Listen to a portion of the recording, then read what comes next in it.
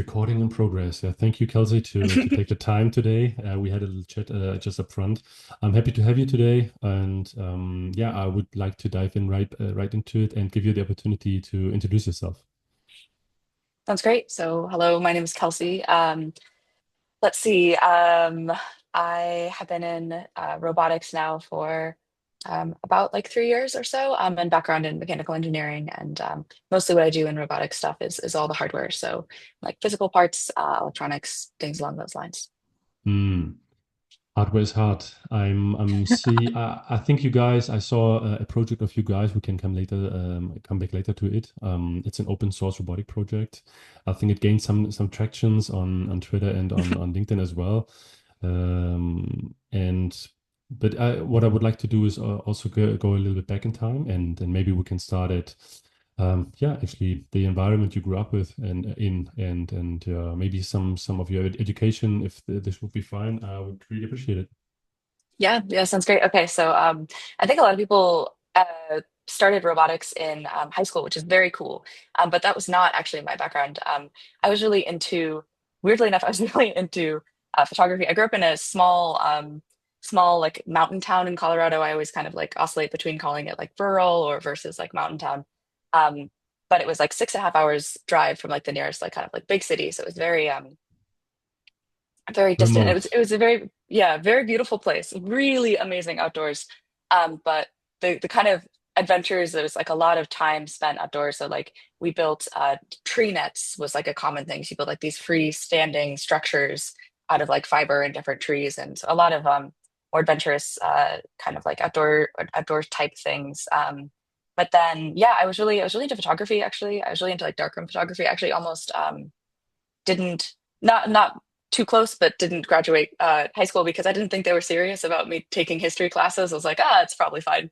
But I did take all my history classes, and that was good. But yeah, a lot more time kind of in this like artistic sort of world. I spent a lot of time doing like color toning of images, and so I was able to have like these basically like blocks in the afternoon where I could just like work on photography stuff. I thought it was great, and then um, I was talking to my parents. I was like, "Oh, I want to go to college to be like a photographer," and they were like, I don't know about that." Both my parents are therapists, effectively, so very different. But they were like, "Oh, we'll pay for your college if you do engineering." And I was like, "Oh, great." And I always loved math and all these things. And so, yeah, I picked mechanical engineering because my older brother told me that he's in civil engineering, and he told me that that was the rival major. And so I was like, "Okay, great. I know exactly what I have to do." And so I picked mechanical kind of on a whim, and then went to University of Colorado Boulder, which is just in Colorado as well, and just had such a delightful time. I think after my first semester, I had like my first like computer science class, and just like made my first like set of things, and it was like, oh, this is amazing. This is just getting to build things, and so I think that's when I really kind of like caught the bug, and was really into kind of teaching throughout college. I'm always excited about trying to like, if you really I think believe in like there's so many cool tools of engineering, you kind of want to share them, and so yeah, I taught some computer science and some, engineering like intro classes and things like that. And then got pretty quickly, I started doing some space stuff. I worked at the Laboratory for Atmosphere and Space Physics, basically doing some like orbital planning for some CubeSats and kind of looking at like, okay, cool, like, if we want to, image all these different planets, how do we do that? And what does that look like? And that was super fun. But I pretty quickly was like, oh, got really actually excited about like biology and kind of the application. I'm always really excited about like hardware as a use case for like problems that I'm really excited to fix. And so then got into some like optical coherence tomography. I spent a summer in Nashville figuring out if I wanted to kind of do a PhD. And then did some really fun stuff with you can use basically different ways of like imaging backs of eyes, which is really cool, using like optical coherence tomography. That's really fun. And then continued kind of on the bio track. So then did some minimally invasive surgical tools, and then like blood processing equipment sort of design. And then it was really great too because my last job, uh, Multiply, phenomenal. And basically they kind of like automate that equipment using different like robotics. And so it was kind of like this nice, like I've seen how everything is designed. And so now I'm able to kind of like automate out that system. Um, yeah, a lot more like kind of like classical control. And I worked a lot on like the design of like the electromechanical system. So you have like this one thing to sterilize, and you've got like this whole module, and kind of like how do you like well encapsulate that, and then also design all the hardware for it, which is super fun. So That was a roller coaster. I I've been all over. I would like to go back two steps. Yeah. And you said that you were really into photography, and now we're starting really back. But and then you said your parents said we would like to pay for your education if you're going to choose engineering, which is Yeah. not so photography like. And you Ah, seem you were chipping in that you are always interested or good at math, and then that it was something that you also enjoyed, because I mean people can enjoy different things even though there's a big contrast in them. And then you also mentioned that this was a rival um, disciplinary from the civil engineering path of your brother. So this is sibling stuff. Can totally agree and understand this.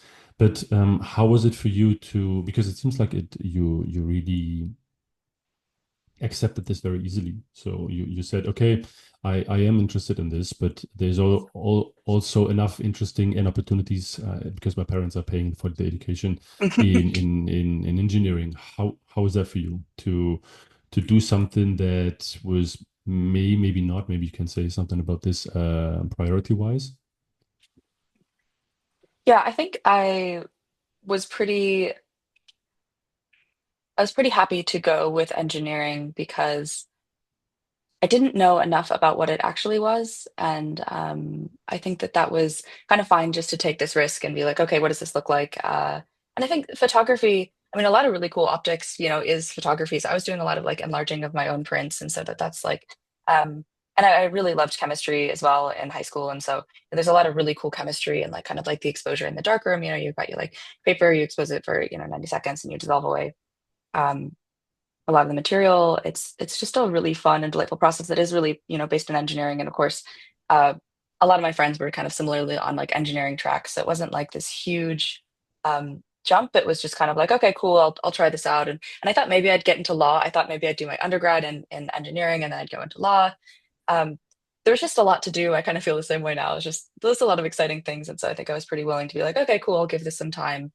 And then I think I was just really lucky that engineering was so delightful. I think that something super important was that first year projects where you just actually get to build out like different things that you want to see in the world, or you have like a real hands-on assignment, and you get kind of like a flavor of like what it looks like to uh, you know try to make things real in the physical world, which is always a challenge. But I think that kind of like really set the tone as well. And then also just like, yeah, taking my first like CS class and being able to program things and being like able to iterate so quickly, I think was really delightful. So I think it was maybe not obvious, but it was a very easy thing to accept. I was like, okay, cool, this is awesome. And do you think that one of the reasons why you enjoyed the I don't know, is that something that comes easy to you? Is that something that, because engineering is hard? I mean, there's in the first few semesters you have all those very important and hard modules, mechanic wise, math, but this is a filter, right? For a lot of people, this is a filter. Do you really want it? Do you really are you good at it, and or both? And is there something that because you were mentioning so different kind of disciplinaries that it seems like jumping from one to another seem easy to you? Yeah, I think I've also always been particularly stubborn. And so, Hmm. I think that it also was really delightful that engineering was hard. Like it was like really great to like, I remember like when my first math classes took it, didn't study and did not do on the test. And I was like, what? This is like this, how did this happen? And and that was such a like delightful thing to learn, is basically being like, oh, cool, it's hard. And I think that it's something that I've learned through time, is like whenever things are tricky, it's kind of actually exciting because it just means there's a lot of depth there. There's like a lot of places to go. So With this kind of mindset, I think you can conquer everything if you really see the beauty in hard task and understanding that this is a challenge that um, that might be worth yeah solving, and along the way because you'll never be able to do this on your own, right? I mean, the majority of people. So you're Yeah. spending time with people that are a bit ahead in their journey, and then you're spending time with them, uh, trying to uh, throw together all the knowledge pieces and trying to figure out something. And nice. Really, thanks. Yeah, thanks for diving here into this topic because I think a lot of people are struggling with it, and you seem the amount of possibilities can be overwhelming and can Yeah. be make you feel lost. So having someone who embraces this kind of this is a big buffet I'm able to pick from, right? What do I pick from first? Uh, hmm. How do you make decisions then? So when there's so many things available for you, how do you make decisions? um I do things all over the place. This is something I'm working on. Definitely, I find it challenging sometimes to kind of like narrow down the scope of like, oh, what is the most important thing to do? And yeah, this has always been a little bit of a challenge. It's nice that I think like with some of the bigger like pivots in my life, like more towards bio, kind of from like aerospace stuff, or kind of like more into, you know, robotics or, all these different things. It's felt nice because I think sometimes there's just a lot of momentum, and so you can kind of follow, different momentum. And so I was really excited about like, bio because, space was so cool. And I think space is like, it's phenomenally important and exciting. But also it just feels like I was really excited to be able to use like some similar like, like the optics stuff, and apply that in ways that are, really applicable to people and, kind of like problems that you can kind of see here and now. I think I'm pretty concrete in my thinking. I tend to be like pretty straightforward as well. And so it's also like, cool, what is going to have like some sort of like clear impact, if that's useful.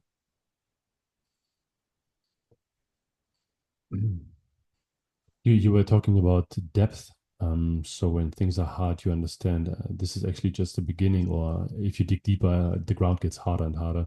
Um, or you do need to have better equipment to go deeper, right? So, and is that something that was there a moment because I had a few people on the Um, podcast that they said I was never really good at yeah things in university, but then there were some things that were so excited I wanted to be part of it, and to be actually able to do those things, I need to become good at some other things I weren't so good, I was not paying attention to, and now after going through this path, I really understand that um, uh, being aware of this makes things easier too. yeah. Um, I think there's like the great like it's like the video game meme, I think, where it's like, here you're going here, like, don't worry, take this. And I feel like I think a lot about the kind of the tools and like the systems that I have in order to like kind of as like mechanisms to help through challenging situations. I'm a big fan of just like thinking about the process and how you can like optimize the process. Because it's very challenging. A lot of things are really hard. And again, that's kind of delightful. Uh, but it just is also important to, yeah, to think really carefully about like the types of systems you're creating. Because I think there's a lot of like if you're not really thoughtful about how you're approaching something, you can really kind of get into cycles where it's hard to, I don't know, to move through. It's just a lot of like really brute, just a lot of like brute force. I don't think I have any like super great examples of this off the top of my head.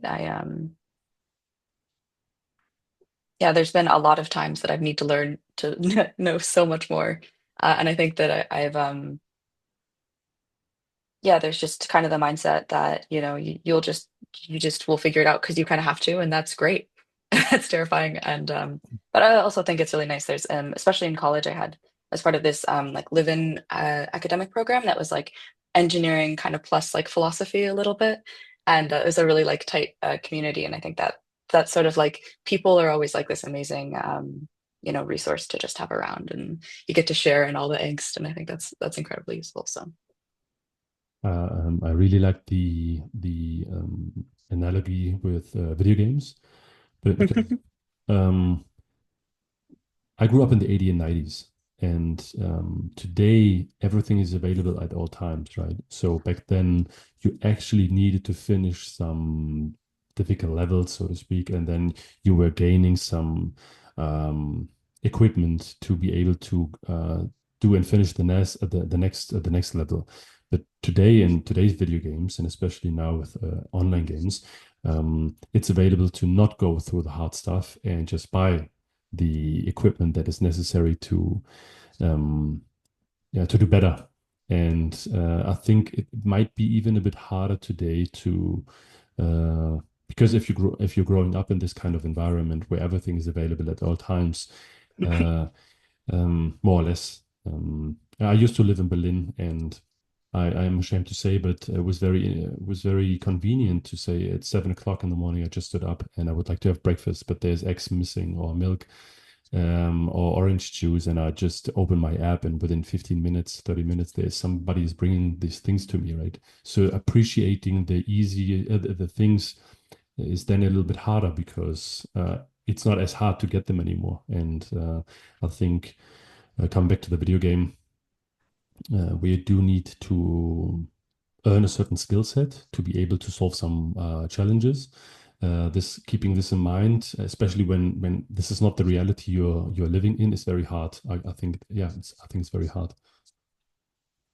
And I think it's really important to like knowing when to be really like knowing which thing you're trying to do at once. Like if you know, like if everything's hard everywhere, like that's probably too much. But like, especially like if there's like one skill set that you're really trying to learn and then like trying to make everything else easy so you can really like kind of like be involved in the friction of whatever like skill you're trying to develop. I think that's super important too. I think yeah, video games are delightful. I love the medium in general. I actually don't play a lot of video games, but there's just so many really good people are really willing to love video games as art, and it's just random aside, but I just love I love the amount of care and like thought people put into them. It's really cool medium.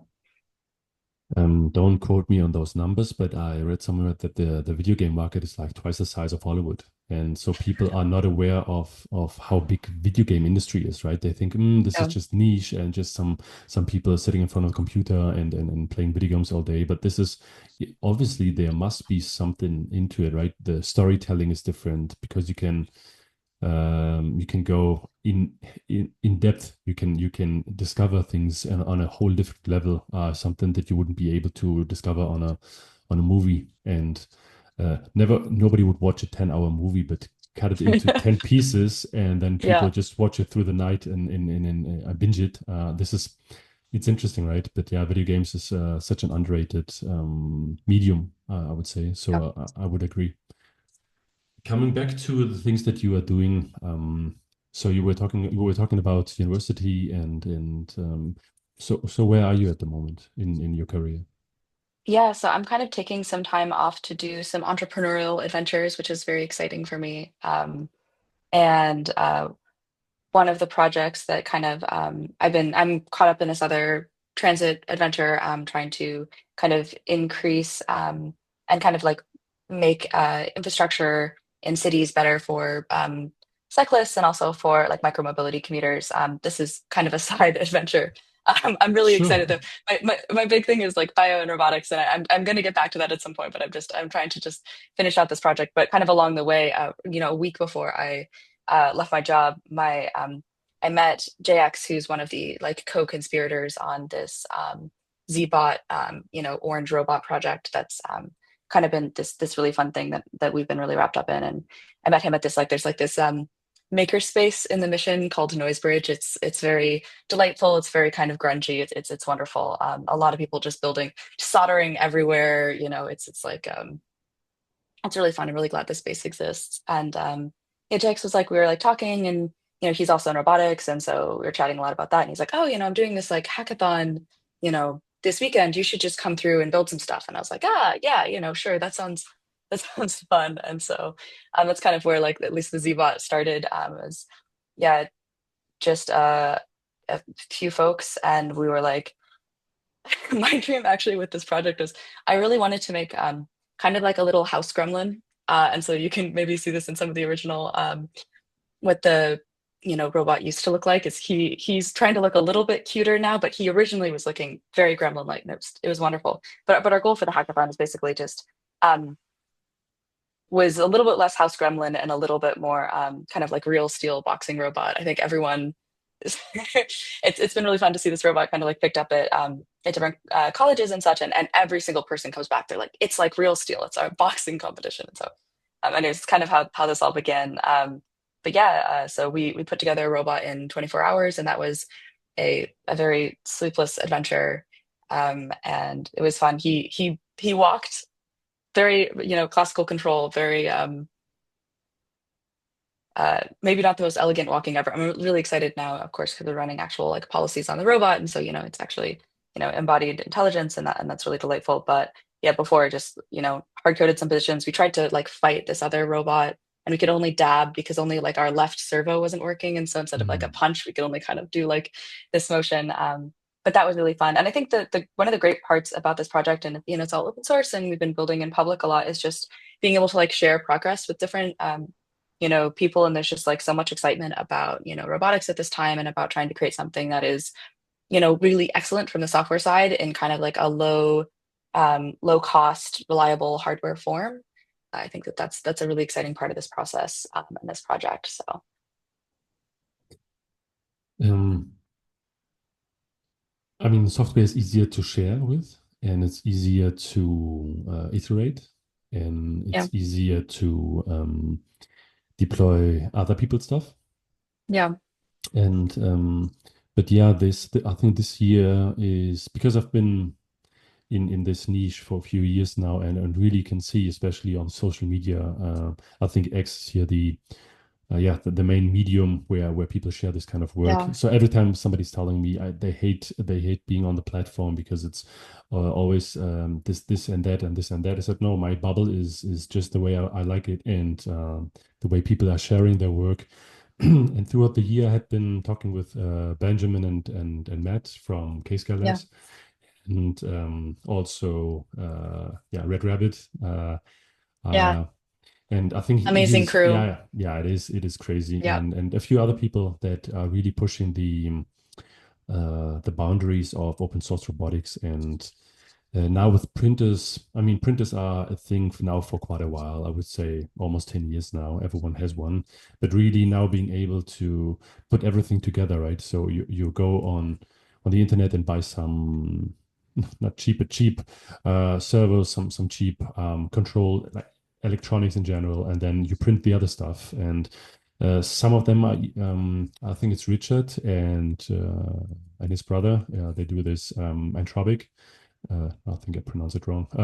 Open source project as well, and I think they use some sort of metal, I think. And so really now being in the time where everything comes together, and you'll really be able to watch some documentaries, some documentation on GitHub, and print, and then build everything on your own, and then playing around with it.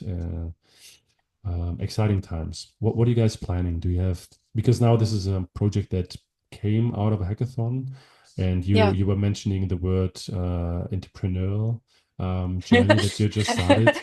And This yeah. is yeah. Maybe you can share something about this. Sure, sure, sure, sure. And I just want to quickly, my small rant on just how much I love bamboo printers, because this has really been like kind of the one of the printers that's really fueled, I think, so much of like the really good, like excellent in like hardware design. Like I worked with so many printers over my time, doing a lot of like design and quick prototyping, and I'm just so delighted that I think we finally have like this like real vision of a printer that can make all of these linking components structurally enough and with different complex shapes. And and it's just a lower end cost. The comparison printer that I used to use at my other job for similar builds was like 16K or 6K, and so it's just so nice to have this in like a $700 package. I really do think it enables hardware on such a different scale, kind of more similar to the distribution of software, and that is just so exciting. Yeah, so this project is basically we've got like we're like kind of doing our so what was so funny about this, and it's been such a delight again to build in public and share this with other people, but like the video we put together was made by this excellent part of the team, Chris, who's just a delight, and was really meant to be kind of like a teaser slash soft launch, but then we just put it on the internet, and then people liked it and we're like, oh, okay, cool, cool, cool. And then it was actually kind of it was great, but a lot of people like bought out a lot of the motors too, because of course everything's, so it's kind of interesting. We've had some supply chain stuff, but we're trying to do a real hard launch on the 14th, which we're kicking off the same way we started at a KCL hackathon. So that's, a nice little, closing the loop on that. But yeah, so we're going to be launching two versions. So the first version is the one that's basically been shown, and it's the printed version, and that's like our staple O1 release. This is for folks that are just like, cool, I want to put this together. I've got a printer I've got access to, and I'm happy to spend an afternoon, tightening a bunch of screws. And we're so delighted for that, and we're super happy to support that. And then we also are launching another robot as well, which is kind of like the 002, which is going to be pre-assembled for folks who are, maybe less excited to spend the afternoon like that. But, same functionality, same, software compatibility. Uh, yeah, and that should be super fun. And I'm really just excited too. The goal for the weekend is basically to get just a bunch of people. We're going to make a bunch of these robots, and so we're just going to be like, okay, cool, build something fun and useful with these. I really do want. I talked about like the house gremlin, but I really have this specific vision of this robot that is one because it has, kind of like all of. We tried to put in as cheaply as possible all of the main functionality that you need for something that you can develop with. So we've got like the pedal locomotion stuff, and we're running that on policy on the robot, and then we also have like mic, camera, yeah, trying to do enough that people can actually be useful with it. But my goal, I'm sorry, is just to basically have this robot that runs around and like steals your shoes, and then you see it stealing your shoes and you say like come back, and then it like runs the other direction. Like I think that there's something like super fun and delightful about having like these like mischievous little creatures running around. And I think that's like also one of the great things that is just in robotics in general. It's just like it's such a fun thing to build because it just like there's so many cool things you can do with it. And I think the technology is, the goal of this, overall is basically to get people, playing around and developing more in robotics and getting more comfortable with the controls and with the software and really understanding how the full stack works. And I think that's, why it's so important also that it's open source is basically being like, yeah, like, you can really share yeah, just like, policies across embodiments, and, you can just understand how everything works. Because I think the cool part is when you have like, we've got this technology that's so cool. And I think it's really, at the verge of just being incredibly useful in so many different places. And so excited to have people kind of like, build up their own versions of this. And I think that really happens when you can share as much information as possible and share as much knowledge as possible. And this is exciting. I mean, I have my own little gremlin rocking around and stealing my shoes here. So it is exciting. But but um, the business model, if we're now talking about founding a company and because I'm talking a lot with with founders in that niche Yeah. or want to be founders, and they're still building a product. Some of them are so because this is a project that has how you can say this this is further in the development of what will be the final product, right? Other people I'm talking to, they are still trying to figure out what kind of useful product you can build. But even though you have a, let's say, a final product, no matter how it will look like in the very end, the business model is a big topic, right? So how do I generate money? And I remember here having a convo, I think almost a year ago, with Rob and Trent from the Dex Hand. Just yesterday or 2 days ago, I shared a video because some people are now picking it up with new software and being able to control it. But the question comes up, right? And I was talking to Ducky founder and CEO. I don't know if you're familiar with them, but Yeah. this it's the same approach, right? I'm handing you over something that enables you to really understand what robotics is and all the parts and all the disciplinaries necessary to do something with it. But this is totally research, right? And universities. What is your approach here, if you don't mind me asking? Yeah, yeah, for sure. And I think just off the bat is that this project is uh, yeah, it will be. It's nice. Off of the assembled version, you can get the margins down by kind of designing and doing like a cheaper version of that. I think open source is not always like kind of the best cash flow option. But I think that if you can develop really useful like software, models for a robot, then there is like a lot of value in that. And I think kind of early on, we'll make money off of some of the hardware components off of, the cheaper design one. But right now, I think that's not kind of the focus of the project. The project is just basically getting as many robots out. And I think that when you start getting really useful embodiments, I think that's when you can start thinking more about, how to make money off of them. And I think for, as tools in development, they are kind of a little bit more in the research realm. And I'm really excited for them to be, so useful that you are really, solving super direct problems. I'm personally really excited about like bio and robotics. And I'm really excited to, again, at some point, like kind of pivot back into the lab and take a lot of these like really useful systems that are developed there. But I think right now where I see in robots and kind of especially like for humanoids is getting people like building up enough of a platform so you're not going to make maybe huge amounts of money off of this, but and there are ways to commercialize this that smarter people than I have really gotten into. But the way that at least I'm seeing this is just for now give people the tools, get people comfortable playing, allow people to become really, really excellent at working with robots and building a lot of useful end cases. And then later, when you have a bunch of super useful things, then it's kind of like, okay, cool. How do we, really commercialize this? I mean, it takes a while to get to this point, and but I can say that what I was seeing in the last few years, it, there will be a point, especially if you put so much time and energy into it, and very often your own money, to make things work. It is advisable to. I mean, I really like the idea that you say this is something that I'm personally interested in. So this is not my main priority of making money out of it. But at some point, unfortunately, we are living in a reality and we do need to pay our everything that is around us. So the question will come up, right? And here, trying to figure out, you were saying much cleverer people than you. I think you're very clever anyways. So I think you will find a way to figure it out. But uh, especially in open source where you kind of this is the this is one of the reasons why open source is so popular at the moment and so successful. Everyone is sharing. So I'm Yeah, building my own open source robot. nice. But no. What I'm saying is, but I will share my Yeah, progress, as you said, in yeah, public. And then there's someone yeah, else who is building their own version of it, and then they're sharing. And I'm talking to these people, and they say like.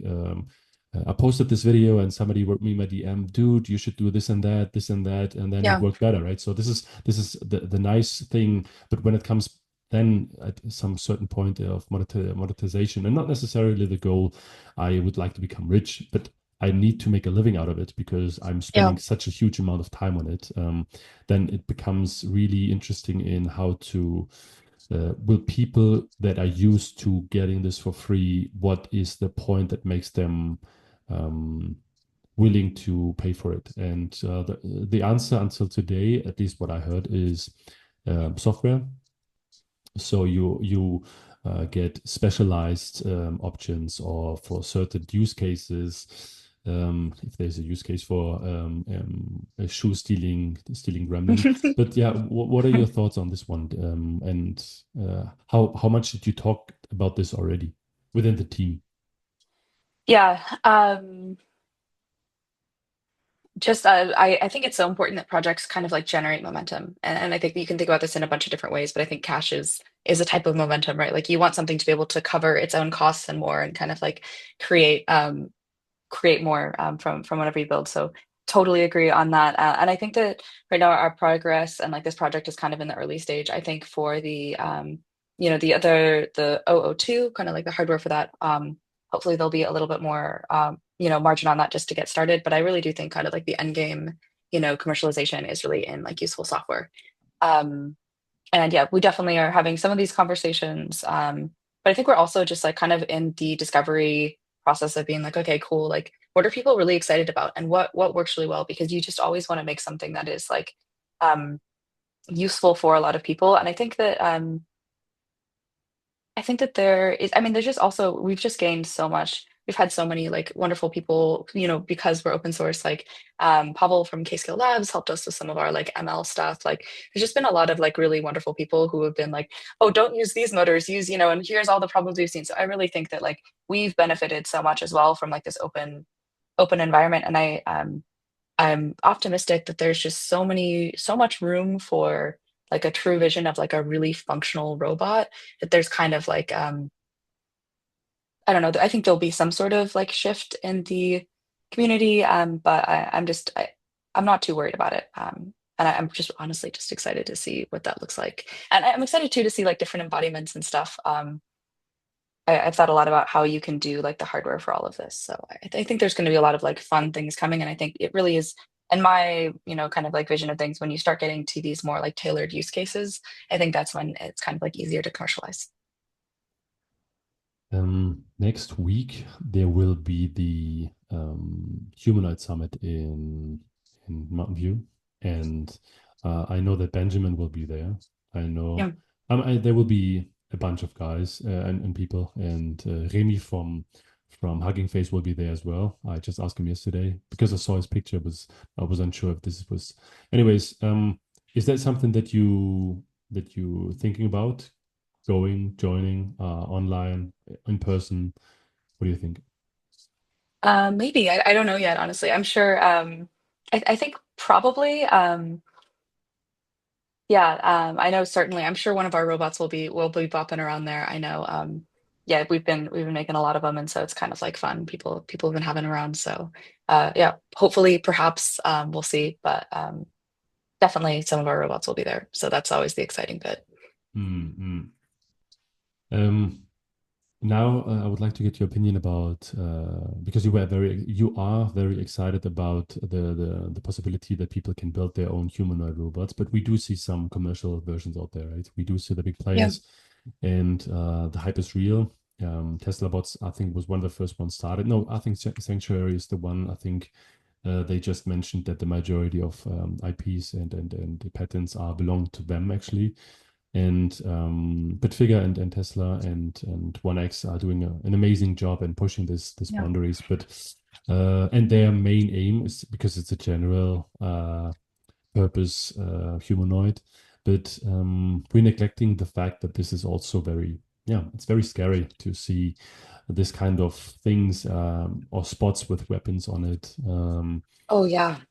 These are things that are. This is not topic in the community, and this is not something that anybody is aiming for or building at. But we do know that people take advantage of existing technologies. And where do you see open source here? Do you have? Is this something that you guys are discussing in the circles? Is that something that you guys are looking at? Or I don't know if you know the famous Swiss writer Dürrenmatt. He wrote The Physicists, and here it's in an not a hospital, but I don't know the English word for it, but it's a place where mentally or where crazy people get put together, and there here you have three physicists that are discussing certain things, and it seems like they were the ones who built some weapons that then would had been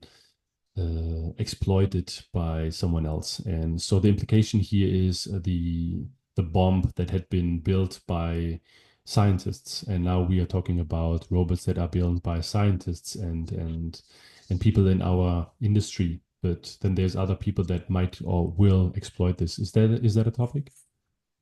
Yeah, first of all, one of my favorite things about our little Z-bot is, and I felt very strongly about this, and I still feel very strongly about this, is that he's about shin height, you know, and I thought it's very important, especially for early robots, that I didn't really want to build a robot that I couldn't drop kick if needed.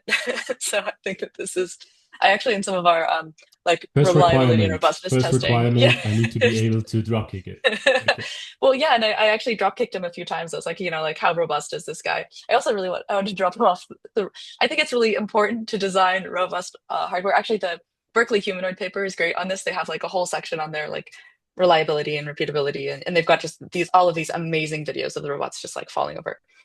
Side tangent. I take very seriously. I think I think it's kind of interesting. I think there's a lot of these conversations that have also happened around like 3D printers and like what happens when you can kind of like manufacture your own goods and how do you think about that as a community? And yeah, I think at least, I don't have good answers for this besides just, you know, trying to at least the robot that we have right now is not particularly dangerous.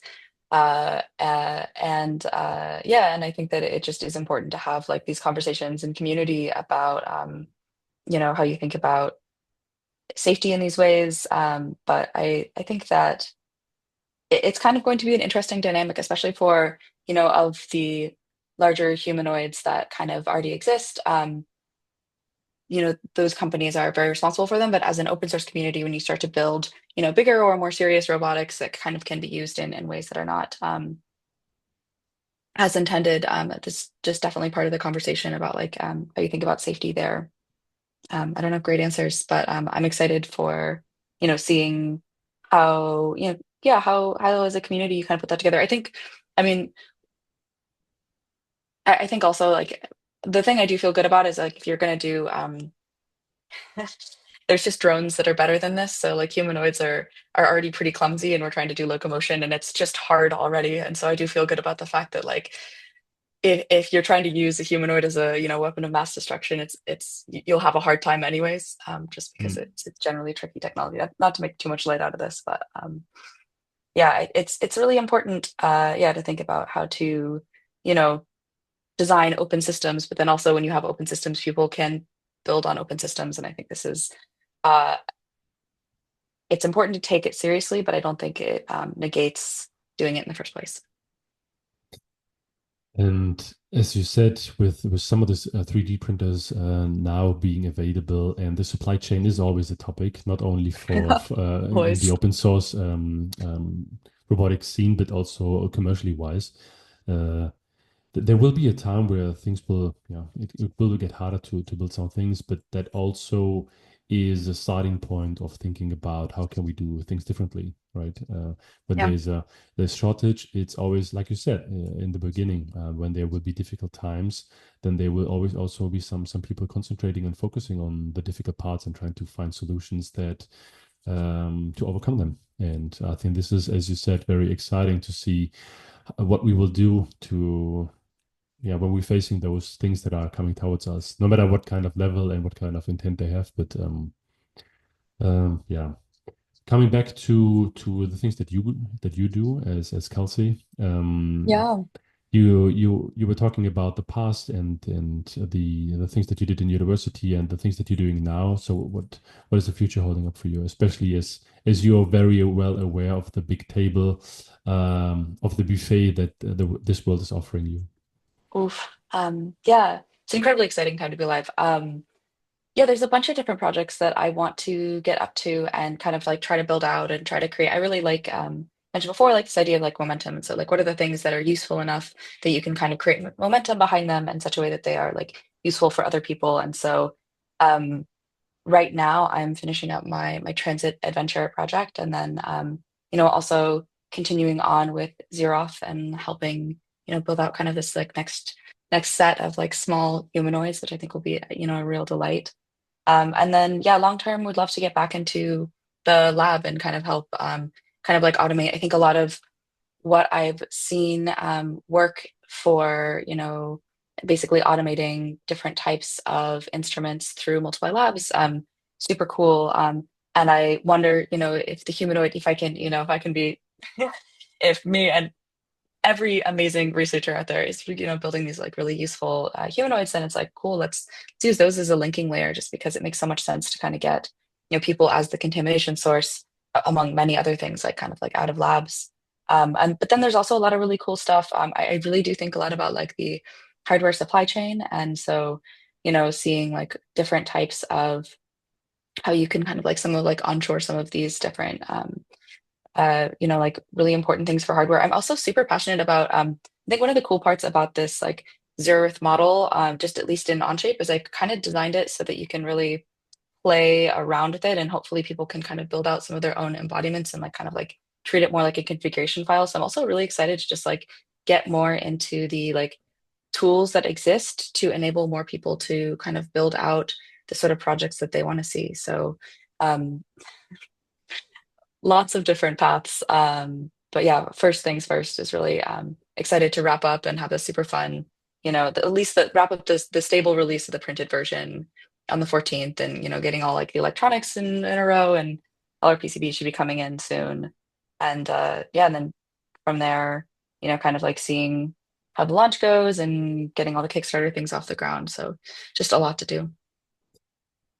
I think with the new with the new administration that you guys are getting in the US, manufacturing will have, I mean, this is at least the hope, will have comeback. And I think Y Combinator just 2 weeks ago, they announced that this is something that they are really pushing, Yeah. manufacturing. And yeah, I've been in manufacturing now for a few years, and it is interesting to see those waves. I was working for Siemens, and they produce large gas turbines. So this is heavy metal industry, and there's just three companies in the world they do this kind of stuff, right? And you have this way, you have this cycles of we do need to outsource everything because it's so expensive, and then after a few years you understand they're ripping me off because they are the only ones that are producing these kind of things. I used to do it myself, but maybe we should do it on our own, right? And then you trying to get it back and see. So it will be interesting to see what manufacturing has holds in place for us, as this is something that with 3D printers and other things, there will be democratization of this, right? So normally a CNC machine costs 150K upwards, like this is the cheapest ones, and so nobody has that kind of money to build this in his home. But now with 3D printing around the corner, things can be a little bit different. And yeah, I'm very excited to see things. Yeah, to see what will come. Yeah, I'm excited to see that across a bunch of domains too. Like, probably won't get our own like motor manufacturing for a while. That's probably like pretty tricky out of it. China's going to own actuators for a while, and that's just is what it is. But in cabling or in electronics too, I'm really excited to hopefully see some of the same movement. I think it's just so useful. And then yeah, when you have access to the supply chain, it just gets so much easier to build. And I'm so excited to live in a world where the physical world is slightly easier to build with, because I think it's so important here. Uh, just I think it was a few days ago, I saw one ex-founder. He was saying that if you could prompt in the physical world, uh, this will be something that could change everything, because then you can see what people do with it. It takes years and years to become good in film editing and photography, editing, this kind of thing. And now, if you're clever enough and know how to use those tools, we were talking about AI tools in the beginning of our call today, but prompting in the physical world, that would be something that just to think about, it's very exciting. I can't wait. I think it's totally going to be just like such a transformation, because I think the interesting part of any design is trying to really understand, what problem it solves. And then there's some joys in like making sure that all the details are done really well. Um, but I just, yeah, I think people are really good at solving their own problems. And I think that if you have that belief, then it's really just exciting to be like, okay, cool. People are about to be a lot more capable of solving a lot of the things in their life and kind of becoming yeah, capable to do those things. And I think that's just like such an exciting future. And I think there's going to be, yeah, a lot of cool tech around. And I love that vision. It's very wholesome. I say thank you for taking the time. And the 14th, you said, right? So the 14th of 14th. December. Yeah. So this is Stay in 10 tuned. Yeah, yeah, days. yeah. I'm excited. Share. I mean, I think I will see it popping up anyways. But if there's anything you can share up front, share with me. I'm Yeah. always happy to share and get some eyeballs on that. I'm particularly happy that you said yes so easily. As I said in the beginning of our call, I do need to, especially for the next year, more women on this podcast. Exciting. And yeah, thanks for sharing so much insights and about your story, but also about things that are upcoming. Yeah. Thank you so much for your time. This was so lovely. Really appreciate it. Then I say goodbye and talk to you soon. Okay. Sounds great. Cheers. Bye bye.